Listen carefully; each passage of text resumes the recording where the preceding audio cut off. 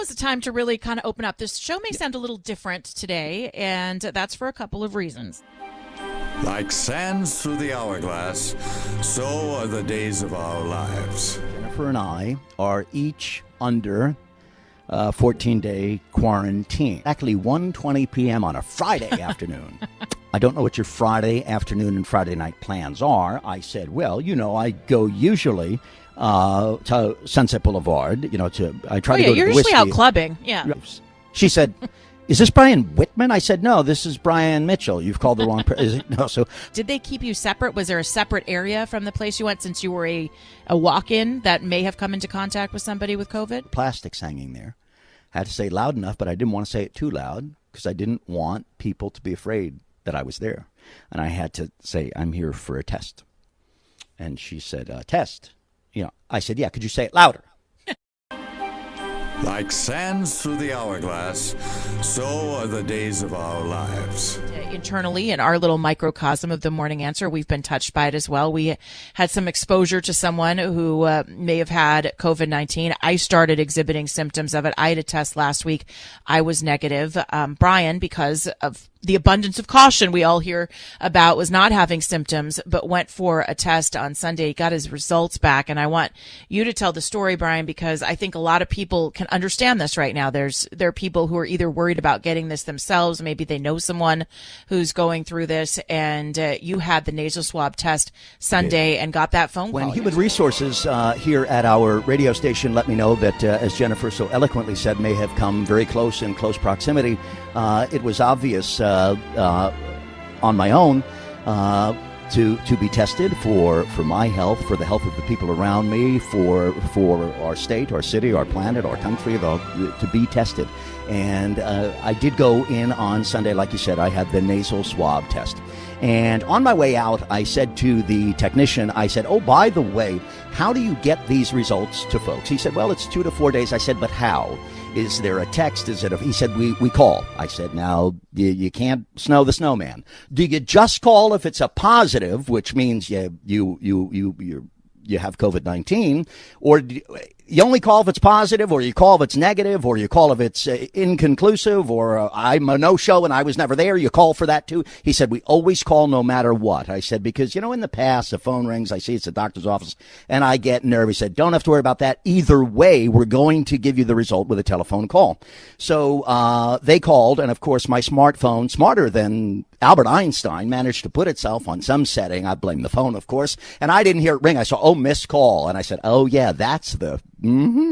So I just clicked back and called the urgent care that I had been to on Sunday. Of course, this was about noontime, just after noon yesterday.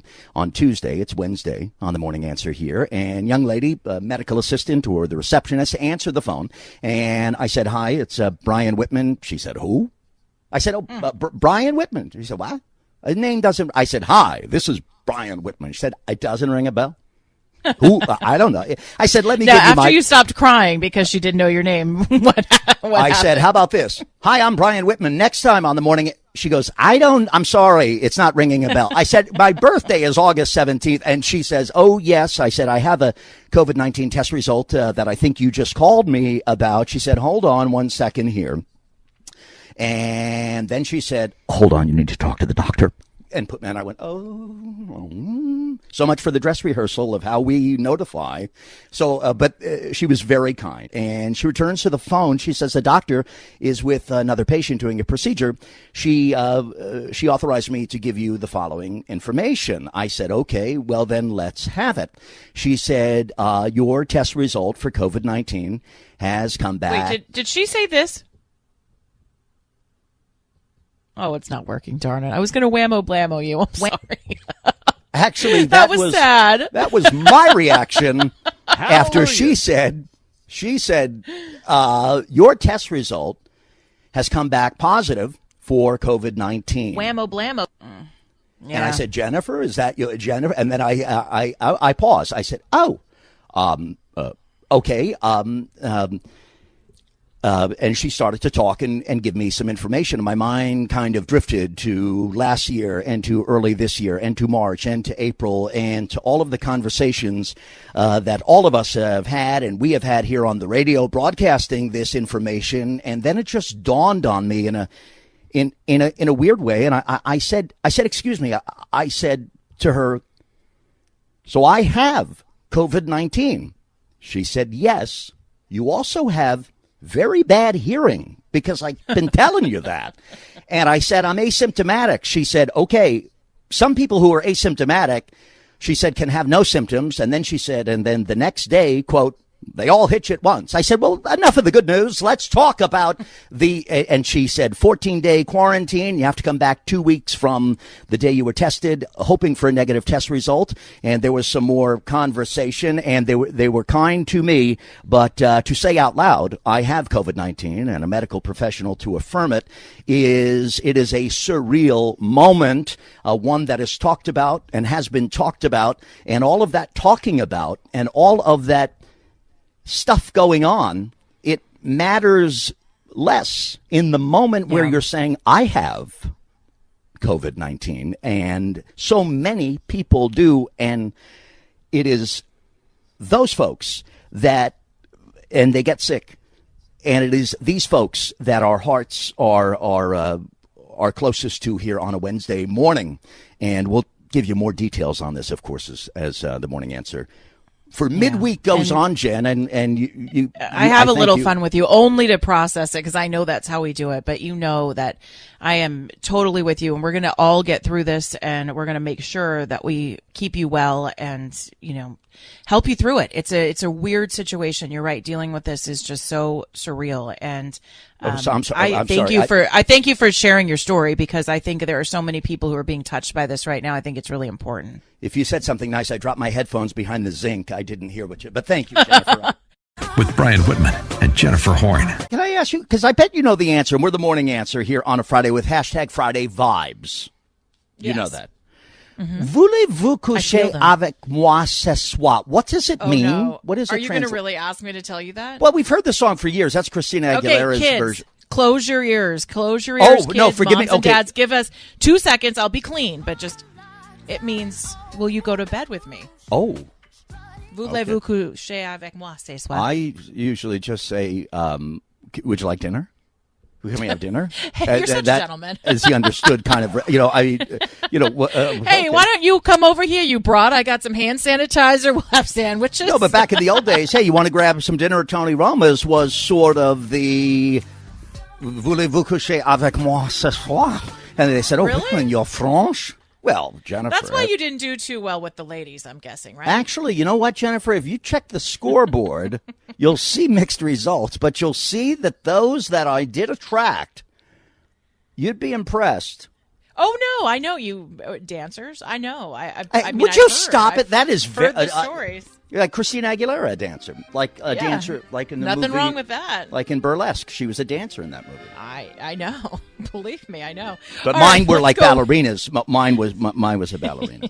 Yeah, ballerinas in a dance hall where they offer chicken wings on Can buffet. we please? I mean, look, folks, if you're just joining the morning, it's been quite a week here. A Tuesday, I announced to you that I had received my test. I'm positive for COVID-19. Does that buy the lovable liberal Tuesday, Wednesday, Thursday, Friday? No, because I'm the COVID crusader. Okay, well, it's been 72 hours since I was diagnosed with COVID-19. Can I get a break on the revelation? I can beat you in this game. It's been the fiction. It's been a week and a half, over 10 days since I got a negative coronavirus test result, and it's also been 10 days since I've had my sense of smell and taste. Last night, my love, I thought of you because. There's that. Okay, I'll back off. Look, hey, folks, if you want to, by the way, I've received the nicest messages. And it was even nice, but there was one I do have to tell you about before the end of the broadcast. But thank you. I was going to say to you that you talked to me about, even before anyone became sick, the loss of sense of taste. And I said that might be hard to detect. And you said, no, it's very easy to detect if your taste buds are not right. So last night I have a contactless delivery of, chicken strips, a hamburger, and French fries. Yeah, it was delicious. really good. And Yeah. when I started to bite into the French fries, because here, when you're me, you've tested positive, you're asymptomatic, the angst comes from, thankfully, it is not coming from the symptoms of respiratory distress or the vomiting or the nausea or the fever, etc. The angst is coming from sitting here wondering, okay, in an hour, do I get all those things? Do I maybe never the get ticking those? time bomb. Exactly. And that one who in my chair must consider, hopefully may never go off, right? But who knows, right? I'm hoping it doesn't. I'm hoping it doesn't too, and that's where the angst comes from. So I'm eating the hamburger and fries. I take a bite into those French fries, which was not my first rodeo with a burger and fries. I'll have you know that. So I'm tasting the fries. I went, oh, well, hold on a second here now. And then I went, oh, yeah, there's the salt. Okay, whoosh. Oh, good. Every little thing, you know. You get maybe a little nervous. Right. It's like I texted you and I said, every raindrop is a tsunami in this moment for me. Yep, that's such a great description, and it's really weird. And when you're testing yourself, like mine's starting to come back now a little bit, so I'm starting to try to I'm sniffing everything. People must think if you had cameras in this place, you would see me sniffing things. You'd see me going. Trying to make sure that everything's coming back as it should. Yeah. It's just weird. I'm home in isolation because if you're a friend here on Facebook, you may know if you're a listener to certainly you're a friend if you're a listener to The Morning Answer with Brian and Jennifer. So anticipating that symptoms might come when you don't have them is certainly a luckier place to be than having symptoms. I am very aware of that, of being fortunate. I don't want to say blessed by that because I don't think the Lord picks who gets sick and not get sick. You know what I mean? So I've been lucky to not have symptoms. However, this morning, about 4:30, just as it was kind of started, it was still dark, I started just to feel a little bit warm. And it was just for a short while, and a discomfort of that. I did not take my temperature. When I got my test taken, my temperature was 99.1. And immediately I said, KGGI, Riverside, San Bernardino. And I said, oh, you're like a radio idiot. I said, yeah. So it was 99.1. And even the technician said, I'm not going to count that because look at you. He said, you're very nervous. You're perspiring. I said, well, it's 100 degrees outside. And that waiting room, with all due respect, is not an ice house either. I didn't say that, but he said that. He said, you're obviously perspiring. You're nervous. I can tell you're nervous. I said, well, this is nothing. But he was right. So he didn't place much emphasis on that very low grade temperature reading of 99.1 on the day my test was taken. A friend is going to drop a thermometer, a contactless delivery of a thermometer, because, of course, I should have one, but I've been going days without. Well, there were a few points, actually. I had no, I did not. No, I did not. But I had one of those old ones that it's like motion, you put it on your forehead, but I don't trust those readings, and it was very old. I did not do it the old-fashioned way. God bless my mother, but why she thought it had to be that way. I mean, I was 6, and I'm going, don't you think there's a better way to do this? I mean, I just feel warm. So that's it. Because so many nice people say to me, Brian, every day I get so many emails and tweets, and it's overwhelming. It truly is. When you do a radio show, I mean, I'm pretty good at I am pretty good at projecting what an audience might respond to. But when I got the COVID-19 response, it was just so personal, and but I shared it on the air, of course, but I didn't even take the time to consider, that people might be so, and the Morning Answer listeners are always so kind and so compassionate. But I didn't even, because I was so wrapped up in the what could be, and the waiting for symptoms, which is a mental and emotional thing. And because, by the way, people are asking about myself. I just want to tell you, because people are going through much, much, much, much, much more serious. Oh my gosh, I haven't heard of anyone. I have not heard of anyone who has had